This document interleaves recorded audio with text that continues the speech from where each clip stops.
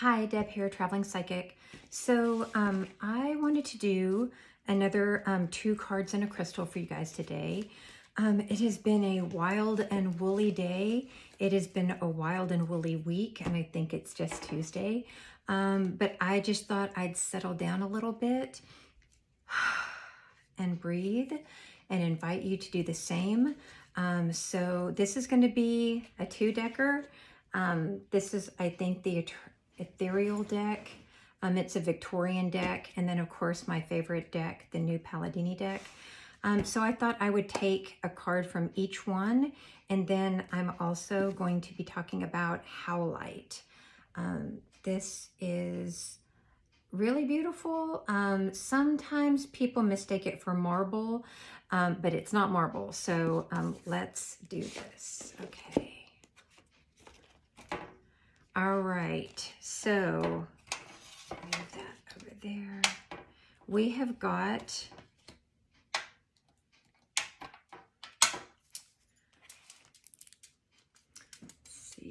the Queen of Wands and, oops, she's trying to get under that Fool. The Queen of Wands and the Fool. So the Queen of Wands is inverted and the Fool is right side up. So I want to turn this Queen. So, and it's funny because I'm actually working on what I think is going to be a really cool project. And we have been kicking the word queen around as part of the title. So you'll hear a little bit more about that later. For now, so the Queen of Wands. This is somebody with a lot of ideas. I mean, just like blah, blah, blah, blah, blah. Ideas just coming up, up, up, up, up, and up. Those ideas though, let's see, she's got a flower in her hand. She's got her little cat watching from the side. The one thing I do want to mention, and this is also very relative to what we were just talking about, is 2 lions kind of watching over her, facing 2 different directions. So she's got this beautiful flower, which is also relative to this conversation I've been having today. She's got these beautiful, beautiful flowers, a little flower crown. She looks very chill, okay? In being, I'm trying to get that light off there, in being right side up. Now, the one thing that I want to mention is, let's see if I can do it without something happening. The one thing I want to mention is she is inverted, okay? So this, I think it speaks perfectly also to the crystal that I've chosen. When the Queen of Wands is upside down, she's got too many thoughts in her mind. She is just really spending too much time focusing on a lot of things. It's time to kind of bring it in. What was 10 things needs to be brought down to 5, needs to be brought down to 3, needs to be brought down to 1. So because she's got one, she's got the idea, but it's going in too many different directions. So normally, with the Queen inverted, I would say the Fool right side up might be even like adding to chaos. But she's got a flower, the Fool has a flower. If she can turn herself, let's get it up there again. If she can get her one idea, she's going to be in a perfect spot, okay? She's going to be in a childlike place. Do you see the Fool? He also is carrying a wand over his shoulder. This is saying that if the Queen can get turned right side up, she's going to be at the perfect starting point for her journey. The Fool being the first one, the first major arcana card at the beginning of a journey. This speaks a lot to what I'm seeing a lot of right now, which is especially women coming upright. They're really coming into knowledge, power, confidence, belief in self and others, and ideas. I've talked a lot before about women building teams. This is it. But she needs to be sure of herself, her motivation, her reason for doing things, even like the kind of profits that she wants to bring in. She needs to get very clear on that before starting the journey, before taking the next steps.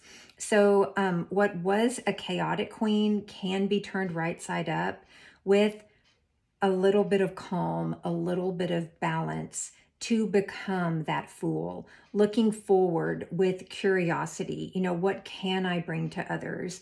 The sun is shining on him. It's a well-chosen path. It is like a higher power is also involved. So that is the 2 cards, but now bringing Howlite in as well. Whoop!